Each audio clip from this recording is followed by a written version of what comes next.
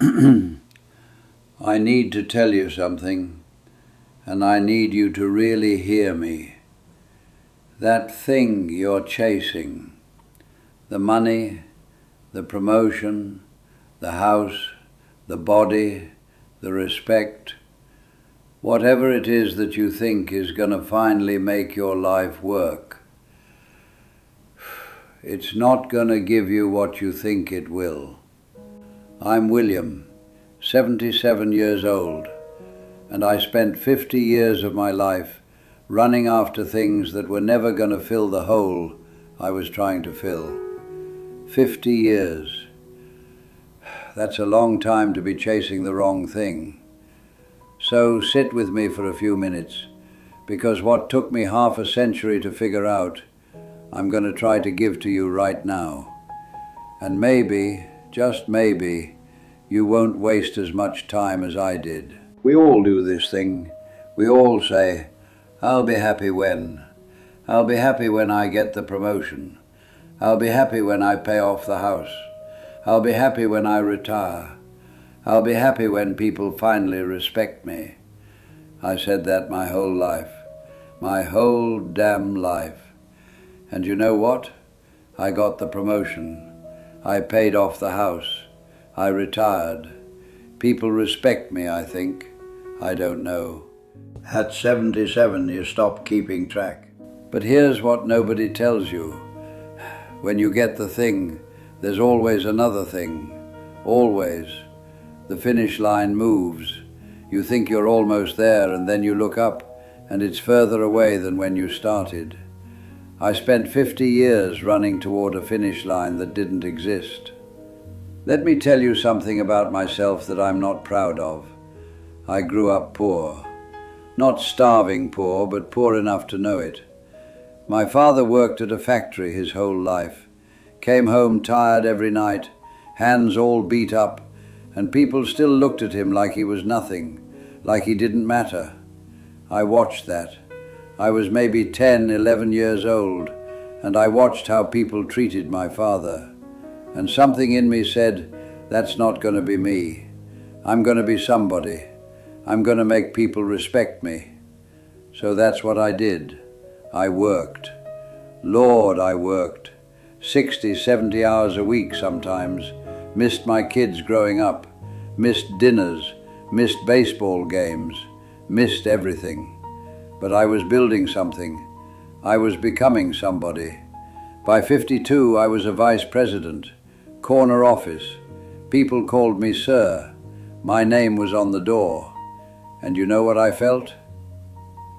Nothing. I mean, not nothing. I felt, I don't know how to describe it. Empty, I guess. Like I climbed all the way up this mountain, and when I got to the top, there was nothing there. Just another mountain. I remember sitting in that corner office, door closed, looking out the window thinking, this is it?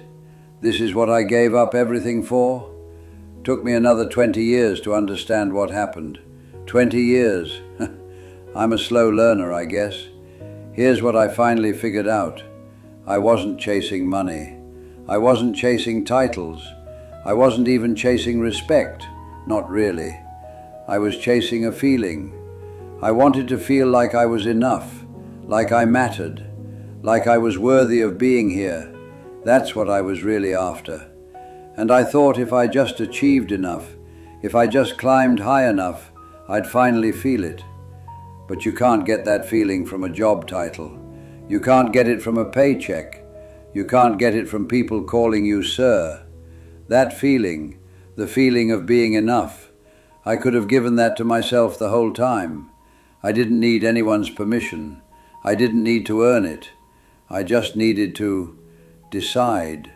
Decide that I was worthy, that I mattered, that I was enough, exactly as I was. I could have done that at 25. I did it at 73. That's 48 years I wasted trying to earn something that was already mine. Same thing happened with my marriage. Different story, same mistake. I thought if I provided enough, if I gave my wife the house, the cars, the nice things, she'd be happy. We'd be happy. That was my job, right? Provide. So I provided. I provided the hell out of that marriage. But you know what my wife actually wanted? She wanted me. Present, listening, there. And I wasn't. I was at work, or thinking about work, or too tired from work to be any kind of company. We almost split up when I was about 48, and it wasn't because I wasn't successful. It was because I was gone. Even when I was home, I was gone. She told me once, I remember this clear as anything, she said, "William, I don't need the money. I need you. I need you to look at me. I need you to hear me. I need you to be here." And I didn't understand. I thought I was being here. I was paying the bills, wasn't I? I was keeping a roof over our heads.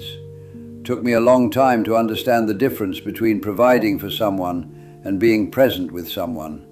They're not the same thing, not even close. I'm 77 now. Most of my friends are around my age, some older, some younger. A few of them are gone already, and I've noticed something interesting.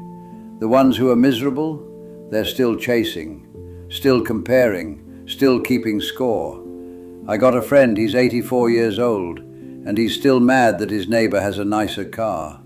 84, still looking over the fence, still measuring himself against other people, and he's miserable, absolutely miserable.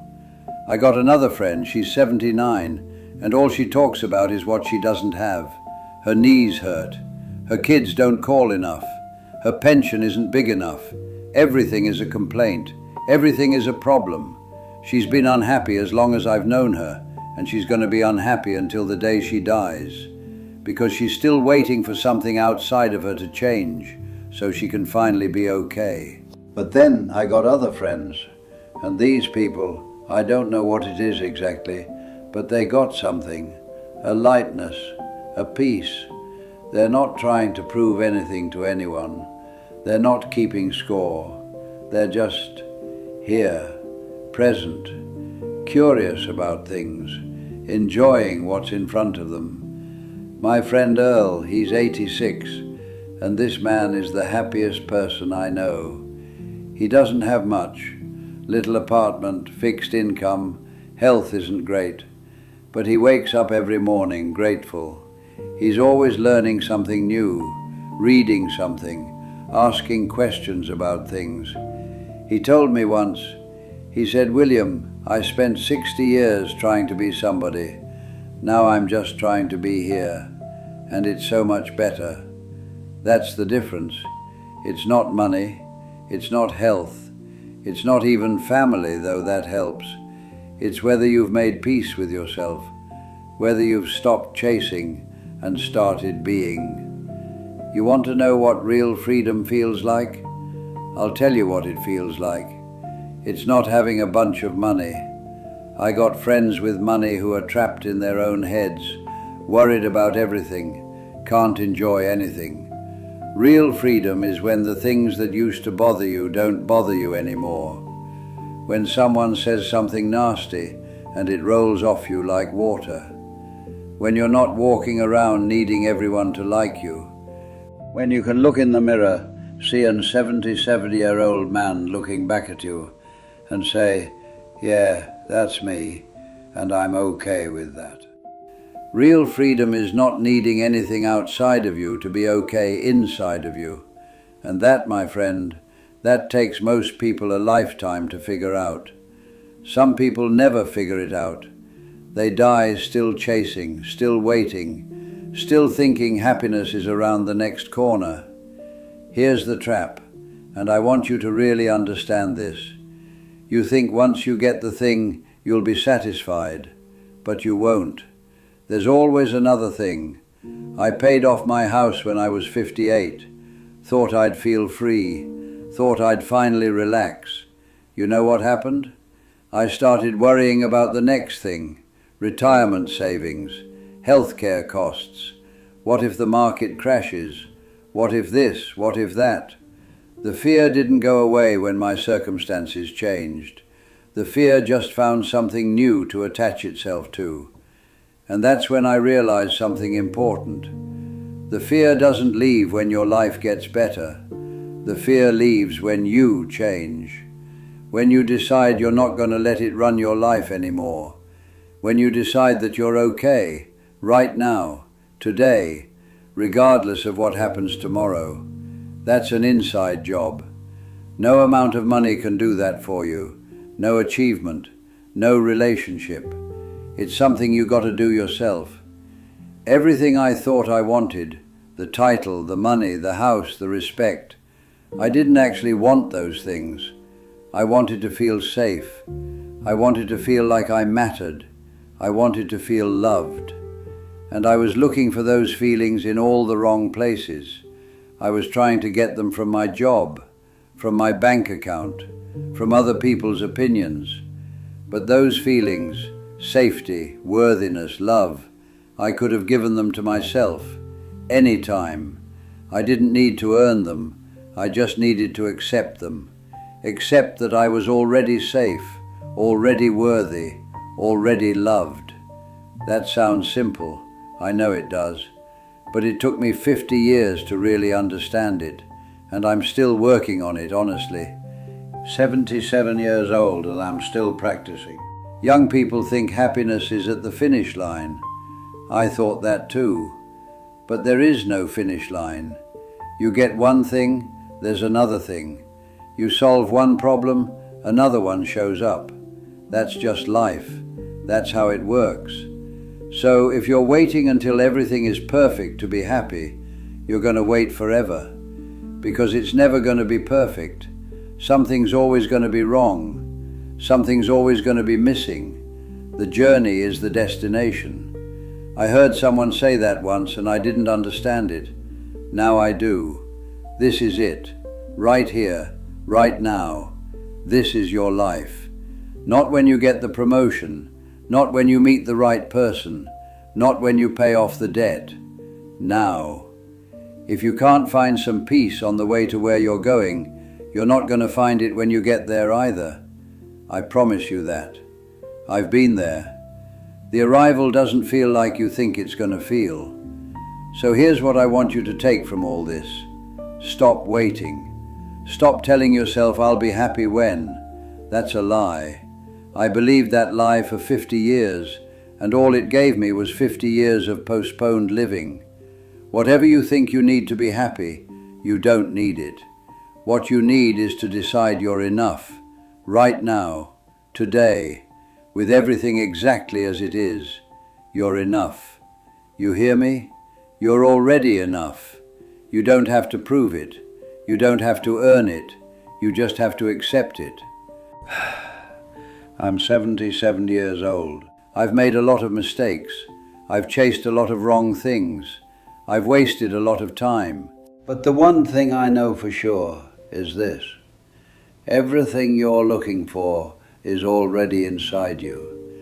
You just got to stop running long enough to notice.